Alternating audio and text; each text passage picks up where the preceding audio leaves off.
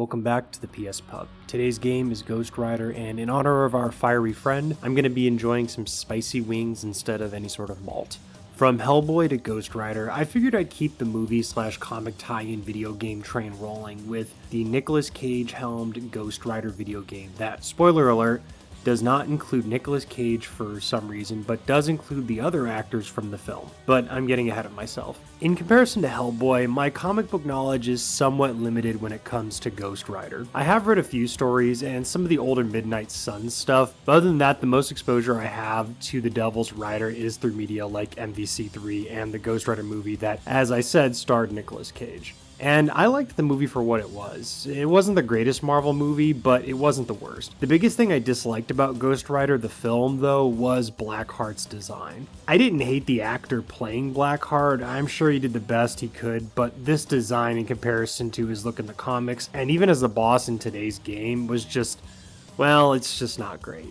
And you know, I've always known that this game has existed in both its console and handheld iterations, but I've never had any desire to look them up at all. Well, after Hellboy, I want to see if this game holds up and really just if it's any good. This is Ghost Rider, the video game. Johnny Blaze. Kid was a stuntman, a damn good one. Jumping bikes through flaming hoops, all sorts. But nothing he did could save his father from the cancer that consumed him. Ghost Rider the film was a comic book adaptation on the Marvel character named Ghost Rider, where Johnny Blaze, a stuntman, exchanges his soul to the devil Mephisto. Mephisto keeps his word, preventing his father's death via an ailment. However, in a twist of fate, his dad dies, soon after leading to Johnny becoming the Ghost Rider, and must now do the bidding of Mephisto. The film starred Nicolas Cage, Ava Mendes, Sam Elliott, Peter Fonda, and Brett Cullen. The film made a few changes to the Ghost Rider mythos as a whole, but all things considered for the time, as this was right before Iron Man and The Dark Knight came out, the cast here is pretty impressive and a decent setup to a potential franchise. We were right on the echelon of the big comic book boom in terms of pop culture. I actually really enjoyed this movie overall. While it's not perfect by any means, and I didn't care for the interpretation of Blackheart here, I think it's a fun romp that holds up a lot better today than other recent Marvel outings. So as per usual during this time frame, a video game adaptation was put into development simply titled Ghost Rider, and it would release on February 13th, 2007 for the PS2, PSP, and GBA, coming out 3 days ahead of the Ghost Rider film slated for release on the 16th. Developed by Climax and published by 2K, the Ghost Rider video game, according to lead designer Sam Barlow, the developers were given a bit of leeway when it came to how they went about creating the game. So they came up with the philosophy that people would see the origin on screen, and that wouldn't necessarily make for a good video game. So they decided to make a sequel of sorts, leaning a lot into the Ghost Rider comic mythos. We still have Blackheart as the main villain, but exchanging out the elemental demons with Lilith, Scarecrow, and such as an example of villains presented in the game. Not to mention surprise appearances from other Marvel characters, so spoiler warning from here on out as we get into the story and presentation. Watching some of the interviews, which I'll get into a bit later on, that's within the extra features on the game, really show the passion the team had behind creating the Ghost Rider game. You can tell with their passion that they truly were trying to make something special here, and I think that's awesome. Apparently there was quite a bit of cut content that's available to look at when checking out these interviews as well, so I highly recommend checking these behind the scenes video logs out. The team were passionate about making this not only a good sequel to the film, but a great standalone product. And with the cut content, it makes me wonder not just what could have been, but what a potential sequel would have been like if it was on the table.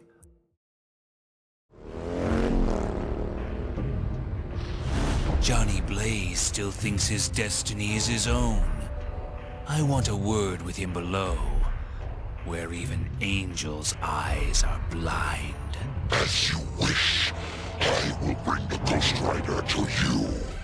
The plot of the game follows Johnny Blaze, already previously turned into the Ghost Rider, as he works with Mephisto as he attempts to stop the rebirth of Blackheart, the child of Mephisto, from being reborn and starting an apocalypse. He'll need to do this by taking on villains from his comics, including Scarecrow and Lilith. Along the way, old friends and new allies like Blade, yes, that Blade, show up to help the Devil's Rider prevent the apocalypse. Actors from the movie like Peter Fonda and Sam Elliott's likeness show up as their appropriate characters. However, curiously, Nicolas Cage and Eva Mendes do not. And while Blade does sort of resemble Wesley Snipes' iteration, he does not sound or act like that version of Blade whatsoever.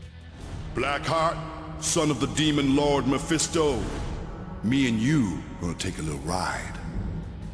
Animatic comic book style cutscenes bookend game chapters, helping to progress the narrative, sort of how Hellboy's cutscenes were also implemented at the end of each level. Except here the cutscenes are all voiced and the art style is very different, going for a realistic approach in art and design, with the look being similar to Marvel's more adult comic line called Max. The voice acting is faithful for the most part to the film though. Sam Elliott's character sounds like Sam Elliott, and by God, the actor playing Ghost Rider / Johnny Blaze does his best Nicolas Cage.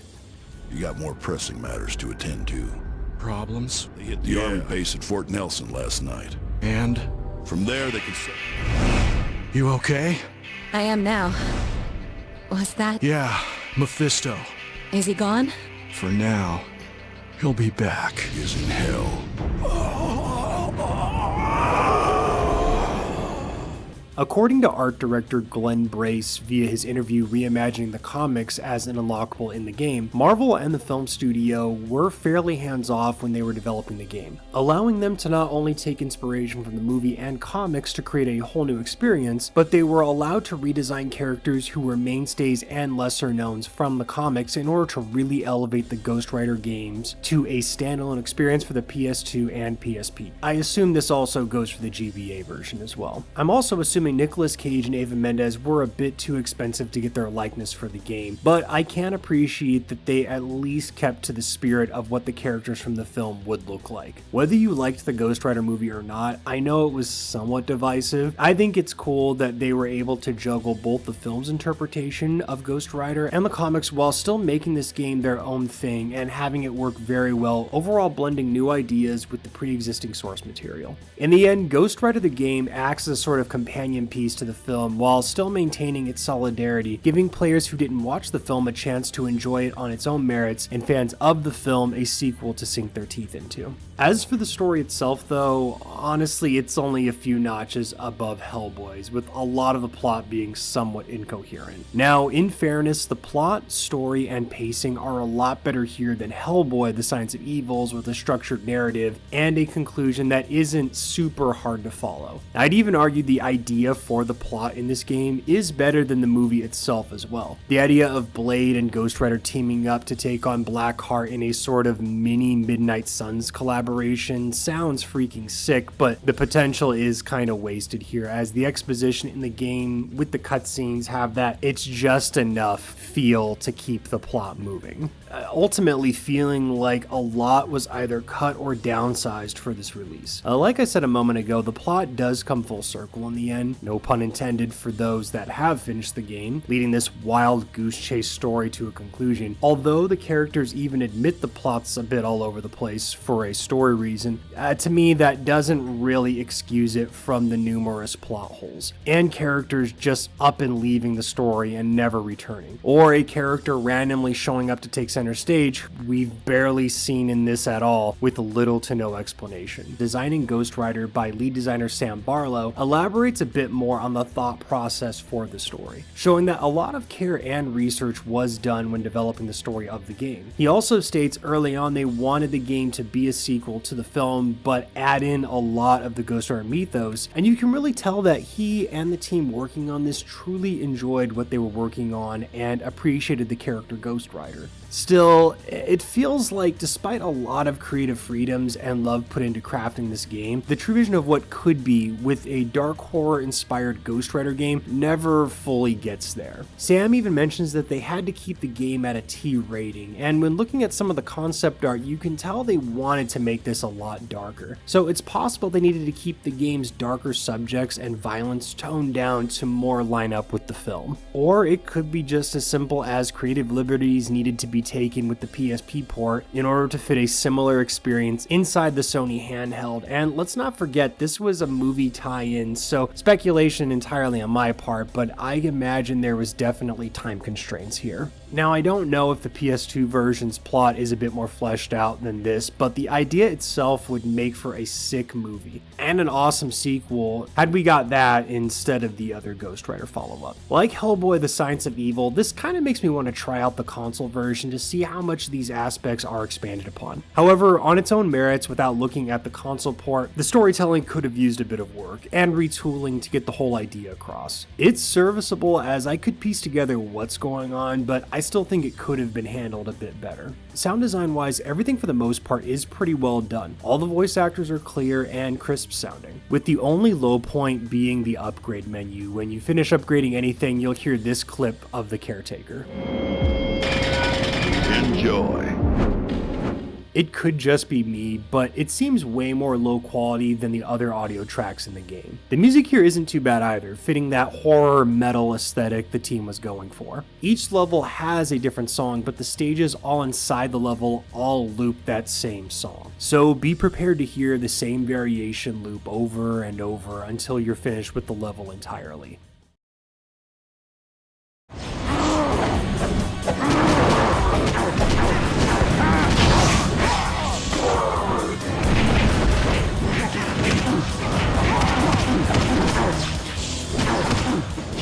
I think overall the graphics, art style, and presentation give me a very Twisted Metal kind of vibe, from the architecture and art style all the way down to the way the characters are designed in the best way possible. It's like a cross between Twisted Metal Black and the first two games, leaning more on the former, but I love it. Very moody and horror inspired, which is awesome. I think the colors can be a bit drab over time, and in certain areas with that dark, muddy, gritty style and a little bit of color here and there could have made the game pop, even if it was just to break up a bit of the edginess, but I still think aesthetically it works here. I do want to mention quickly as well that the models are all pretty high quality, and I think today the graphics still hold up extremely well.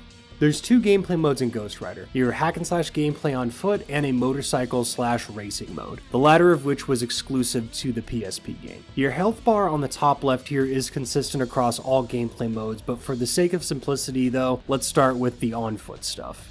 Ghost Rider is able to perform combos by pressing the square button for a light attack and triangle for a heavy attack. Your block is tied to the R button, while your jump is the X button, and your grab attack, which can only be performed after stunning an enemy, is with circle. You can pause by pressing start and taunt with the select button. Now on the top left you'll notice two additional meters. Under Ghost Rider's health there's your magic meter. You can use this to fire your shotgun with the L button, as magic acts as a pseudo ammo. Or you can press down on the D-pad, which will enter Ghost Rider into his retribution state. Essentially, this is kind of like Devil Trigger, where Ghost Rider's power and speed is doubled, and if you grab someone, he'll perform the pen and stare, instantly killing just about everyone in the game, including mini-bosses that appear on other stages aside from their first appearance. The other meter is relegated to your Link attack, which acts as a wide AoE attack. It's not super strong, but it will hit most of the enemies in the vicinity and help to extend your style meter. This is activated by pressing up on the D-pad. Pressing the left and right D-pad buttons will zoom the camera in and out. Left zooms in and right zooms out, while tapping the button again will recenter the camera behind Ghost Rider. Full disclosure, I genuinely had no idea that you could zoom the camera out until scripting out this portion of the video. I went over to the controller section and saw the function available, and wow, it truly does make a world of difference. You can see on screen just how much of a difference this little detail makes. I'm not sure how I missed it going through the game, but I wanted to be as accurate and authentic as I could with my experience, and legitimately I had no idea this was possible until now, and I fully admit that's an oversight on my part. At first, I was going to say the game suffers from the same problem as Dynasty Warriors, with the screen real estate being so limited that it made it hard to contend with enemies, but by zooming out the camera, it truly makes the game that much more manageable and better to play, especially when surrounded by multiple enemies. I can't emphasize enough how much of a difference this makes going forward, as I played and beat the whole game without realizing that I could do this. Don't get me wrong, it doesn't affect my overall feelings of the game by too much, but trust me when I say you'll enjoy your experience a lot more with the camera zoomed out. Another reason is that each stage has skulls which act as challenges to complete, and whenever you succeed or fail, this massive notification pops up to let you know. With the camera zoomed up, it takes up so much space you'll essentially be flailing around like crazy, not knowing if you're actually hitting anything. Even still, with the camera zoomed out, I felt this was a bit unnecessary as we already had indicators on the left here. Having the skull black out or something would have sufficed in letting the player know that they failed at getting the challenge skull. This rings true for the bike stages as well, because it can really throw you off as you're trying to dodge stuff or make big jumps. Appreciation where it's due, because the devs could have not put any indicators at all, but I think this is a case where they may have just went slightly overboard. However, probably the thing I dislike the most in this game are enemies with shields around them. You'll notice they have a word associated with that shield. The gimmick here is that they can't be hurt until you destroy the shield. Unfortunately, the shield is tied to your style meters, so you'll have to build up a combo with either your attacks or utilizing the taunt button and then hit them in order to break the shield. What makes this extra frustrating is that the further you get in the game, the higher up on the combo meter you'll need to be. Quite literally, you'll need a vengeance rank in order to break the shield on some of these enemies, and that's the highest rank that you can get. This was a bad idea in my opinion, and does hurt the game a lot, considering that while these enemies aren't super frequent, they are there enough to notice and will cause you issues. I don't think combat performance should be tied to this at all, and literally you'll spend so much time trying to rack up a combo only to take a hit and start all the way over, which can be soul crushing. It's pointless and does nothing but hurt the game. I imagine some may not have an issue with this, but I still think it was a major misstep in the combat on offer here. Now, I don't want to end talking about the on-foot combat here with a low note, because overall I think the combat's great and a lot of fun to mess around and play with. Sure, even despite my gripes with this combo shield, a majority of the enemies do not have it in the game. I definitely needed to address some of the issues with the combat, but I also think my few gripes don't outshine how much fun the game is to play overall. Linking combos and decimating your enemies is legitimately a blast. So I also want to mention one of the game's saving graces is its lack of QTEs, which plagued a lot of action games of the era. The only time a button prompt appears in the game is the circle button that just notifies you that you can grab an enemy to perform a throw type move, including the penance stare, which is similar to the God of War's enemy grab moves, where Kratos just rips monsters apart essentially.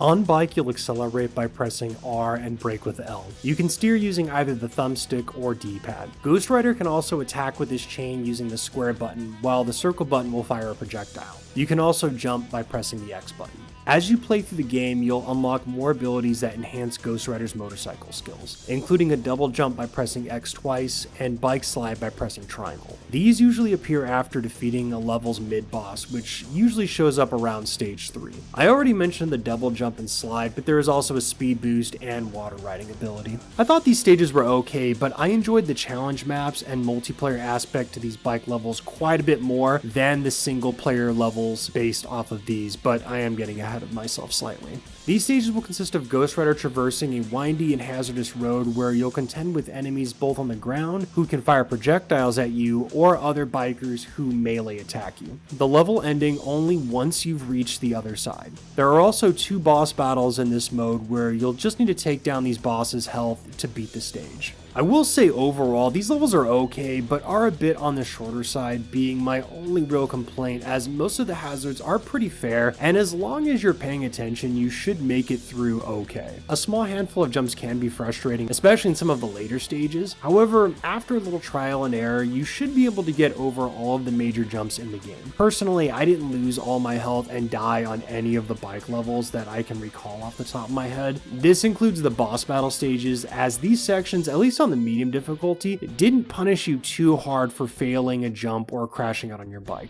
Speaking of, if you crash or fall in a ditch or something like that, you end up just respawning a little bit back with some of your health gone.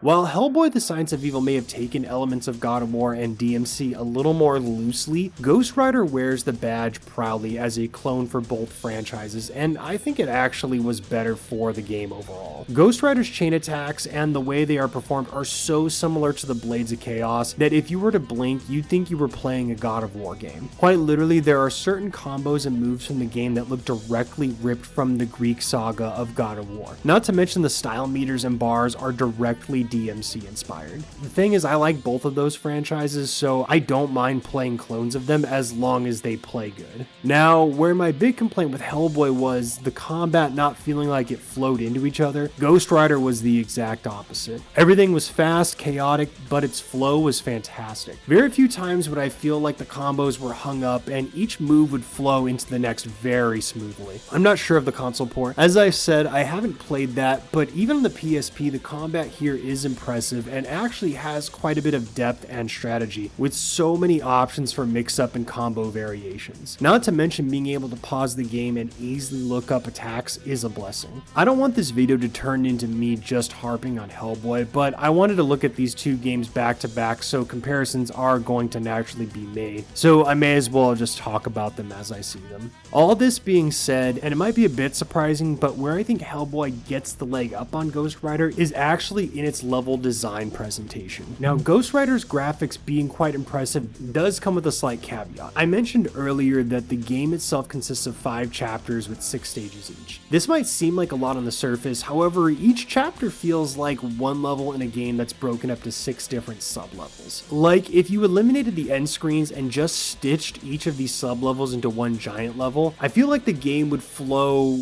without too much of a hiccup in terms of structure. The only difference being the motorcycle stages thrown in every once in a while. Chapter 3 is a good example of this, as in 3-2 you're going down an elevator fighting enemies. Once at the bottom, the level will end. The next level is a motorcycle level, however, if you were to cut that and move directly into 3-4, it almost looks like Ghost Rider just got off the elevator that he was previously on. I think because Ghost Rider was a bit more graphically intensive, they just kind of decided to break each level down in order to fit everything in and have it run smoothly. Which, to its credit, it absolutely does. When you compare this to Hellboy though, each level is longer and you're not forced to leave each time you complete a small section with enemies.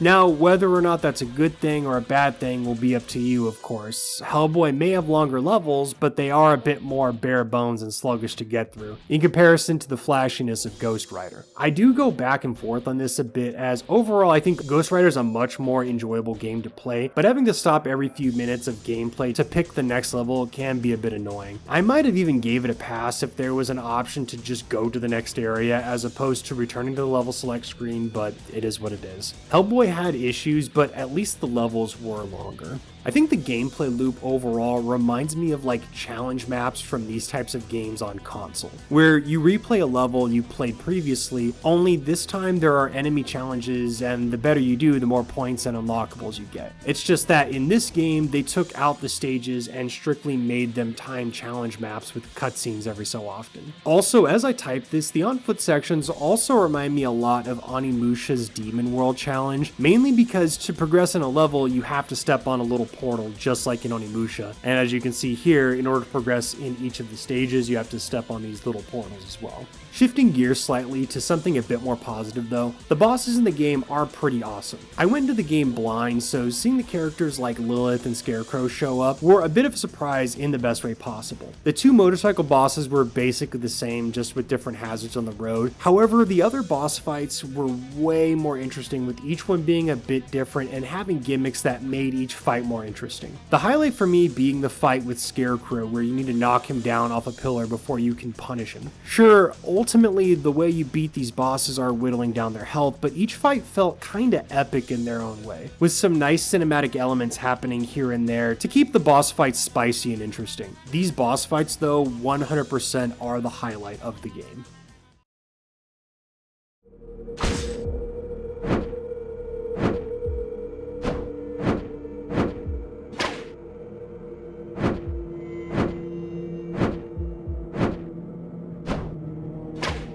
Now, in order to upgrade Ghost Rider in the game, you'll need to complete challenge skulls, which will vary from level to level and stage to stage. By completing these challenges, which have a wide range of different objectives, you'll unlock skulls. And once you complete a level, you'll be taken to an upgrade screen where you'll be able to upgrade various aspects of Ghost Rider, including his health, but also learning new combos, increasing his meters, etc, etc, etc. You'll also be able to unlock collectibles, which I'll talk about here in just a second. Overall, I actually do prefer this upgrade system over Hellboy's crystal system, because at least here you can see what the challenges are in order to get the upgrade skulls, and you can plan accordingly on whether or not you want to try to go for skulls or not. You also do get a skull still from completing a stage, so even if you don't complete a challenge, you still will retain a skull that you can save up to get new combos or new upgrades for Ghost Rider. As far as options go, the stuff is pretty standard with your volume control and whether or not you'd like to autosave tutorials on during the gameplay. There's an extra section that you'll come back to periodically as you unlock more things via the challenge skulls, although I would recommend focusing on powering up Ghost Rider before unlocking any comics and behind the scenes footage. Still, what is here is pretty cool. A lot of behind the scenes stuff about making the game, including the developers' influences and how they, with respect as fans for the source material and of the upcoming movie script, created a sequel game while staying mostly true to the film, being released so that fans of the character and /or movie could enjoy this experience. Personally, I think this game going in a different direction than the movie story was a great call. It allows it to stand on its own even today and make it worth playing as fans of both the film and characters themselves. Video quality here on these interviews aren't the best and are pretty compressed, unfortunately, but for the time they would have been a nice addition, and the information here is great. You can also unlock comic excerpts here, which is cool and helps new readers ease into the lore of Ghost Rider, with some important and /or interesting beats from the comics. On a personal note, it was kind of cool using this game as a pseudo e-reader again, as back in the day I would use the PSP to read a lot of comics like this. Specifically, it was when I was going through the Hellblazer comics in 52, but I digress. I think the unlocking system here is what I wanted out of Hellboys. I don't mind utilizing the same currency, so to speak, for the upgrade and collectibles, but giving the player the choice, even if it's a little bit on what the unlockable is, goes a long way in making it worth going after the upgrades and collectibles. Once you complete the game, you'll have the opportunity to unlock cheat codes, which prevent you from getting additional challenge skulls, but could act as fun distractions overall. Aside from the cheat codes, other playable characters are unlocked as you complete the game and collect various skulls as well. During my time with the game, I unlocked Blade and Classic Ghost Rider. Playing as Blade, you can see he has a different moveset, and when you grab enemies, Blade will bite and consume his foes, which also heals you during combat. Whereas Classic Ghost Rider functionally acts the same as regular Ghost Rider. But I do really like the classic look here and prefer this over movie Ghost Rider. What's really cool here is that you are able to play as these characters from the very beginning to the end of the game. I really do commend the team for doing this, and not only that, as long as cheats are not active, you can still obtain challenge skulls with different characters, which is awesome. The amount of unlockables and replayability here is also pretty awesome overall, as there is a lot to do and replay if you enjoyed the core experience. It does make me a bit nostalgic for the days when there was a bevy of unlockables and ways to keep playing the game, but that's how hindsight works. And funny enough, I'm sure back in the day there would have probably been detractors against all the extra content, calling it bloated or a waste of time to unlock all these characters who play differently than Ghost Rider. That's the human experience though, neither necessarily good nor bad. With hindsight and foresight, like the Devil's Rider, is always a struggle to grapple with.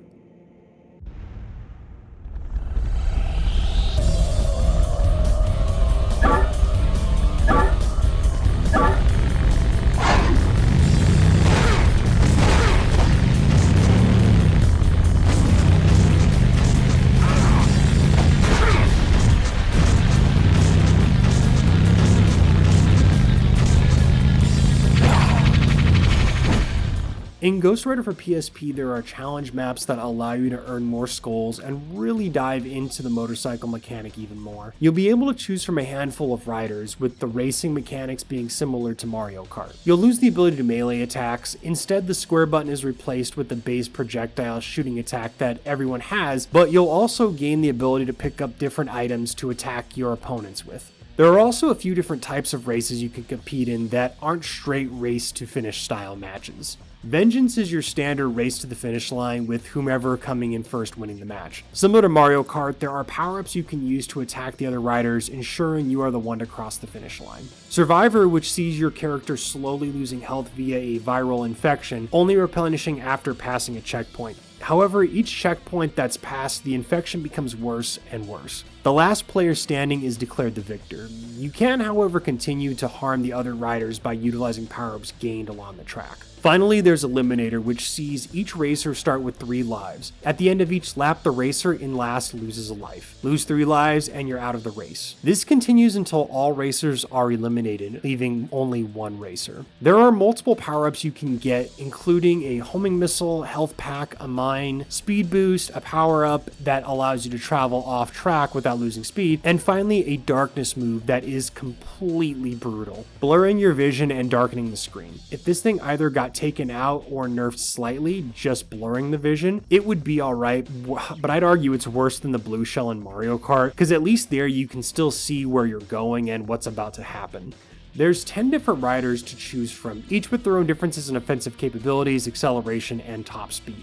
So it'd probably be best to try them all out and see which one works best for you. I didn't notice much of a difference in the handling performance for the different riders, but if there is, I did never notice any. Multiplayer options are basically the same as the challenge mode, with it being you against 3 other racers. However, here you can customize what rules you want to play with when setting up a match. I also really appreciate that they give you the option of turning off weapons, bonus, and special pickups. So if you want to do a simple race, you can do so, or if you want to turn off that really bad blackout ability, you can do so as well, and you can really tailor make your experience to whatever your liking is with the multiplayer. This mode, while only having 5 levels to select from, doesn't feel tacked on at all, and it really seems that despite just being an extra mode here, the devs went out of their way to add a lot of depth here. As a side note, while gathering footage for multiplayer with my brother XGP, we had another rando jump on, which I thought was actually kind of cool. We were playing using the PPSSPP emulator, and I thought it was awesome knowing there are others out there who still enjoy playing this game, as honestly, multiplayer and challenge mode alone makes the game worth picking up in my opinion, especially if you're going to play this via emulation. The different racing modes are still fun and exciting to play through, and with other people, you'll get a similar party high you get from playing other arcade racers, just in a dark horror setting. The multiplayer alone, if you're going to be playing this with other people, I think is reason enough to pick this up. My only negative point is that you can't get bots to play in multiplayer matches, which honestly was a bummer for sure. But I say get a few friends together with the game or coerce them into playing the game via emulator, and I promise you'll have a good time.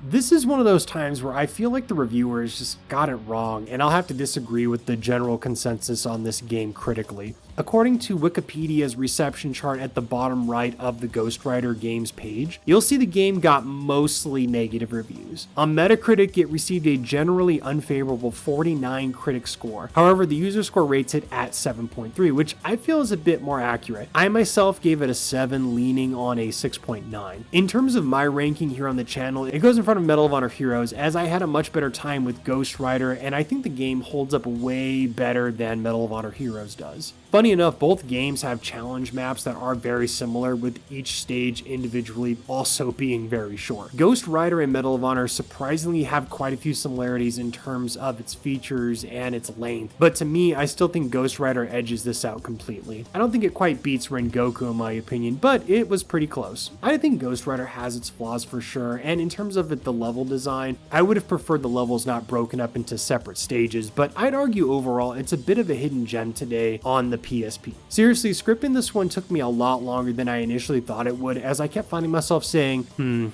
I should go back and get some more footage with Blade, or I wonder if I can beat another challenge, and even, let me try a few levels out on a harder difficulty. Wanting to come back for more is some of the highest praise that I can give. The gameplay is solid and fun once you start upgrading Ghost Rider and unlocking more abilities and combos. The on-bike sections are good as well, a bit short overall during the stage, but still fun in their own right. And if you always want more, there are the challenge maps as well as the exclusive Mario Kart style multiplayer you and friends could play. There are tons of unlockables and difficulty levels here, so if you enjoy the game, there is a lot to sink your teeth into.